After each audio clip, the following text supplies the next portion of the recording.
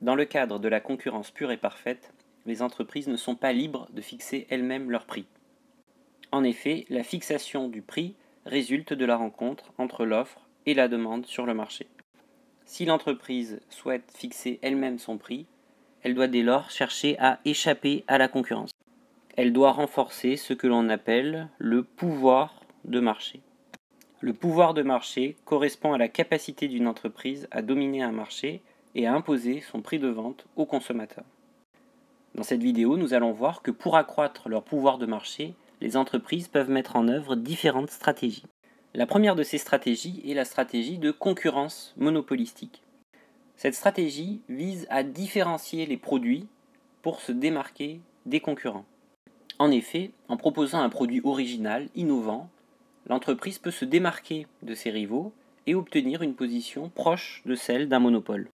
En effet, si elle devient la seule à offrir un certain type de produit, avec des caractéristiques particulières, des options, etc., elle va devenir moins dépendante de ses concurrents et elle va être en mesure d'imposer plus librement le prix de vente. Et ce prix de vente sera plus élevé que le prix d'équilibre. On se rend compte que dans ce cas de figure, l'entreprise se rapproche d'une position de monopole.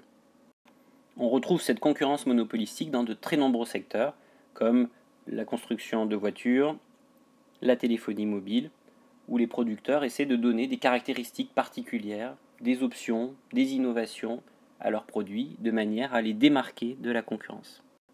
La concurrence monopolistique est donc une première stratégie permettant d'augmenter le pouvoir de marché de l'entreprise. La deuxième stratégie qui peut être mise en œuvre par une entreprise est la stratégie de guerre des prix. Cette stratégie consiste à diminuer fortement le prix de vente de manière à gagner des parts de marché. L'entreprise cherche ainsi à augmenter sa part de marché et donc à renforcer dans l'avenir son pouvoir de marché. Cependant, on peut remarquer que ce type de stratégie peut mettre en péril les finances de l'entreprise et peut la conduire à la faillite, notamment si elle n'est pas en mesure de diminuer ses coûts de production. La guerre des prix entraîne une riposte des concurrents qui vont eux aussi tenter de baisser leurs prix de manière à conserver leur part de marché. L'entreprise qui se lance dans une guerre des prix doit donc être dans une situation financière convenable qui lui permet d'assumer les conséquences de ce type de stratégie. La dernière stratégie qui permet aux entreprises de s'extraire de la concurrence est la stratégie de cartel. Les cartels sont tout simplement des ententes officieuses entre des entreprises qui cherchent à se partager un marché tout en maintenant des prix de vente élevés. On peut remarquer que ce type d'entente se fait principalement au détriment des consommateurs et est donc condamné par la loi et passible de lourdes amendes.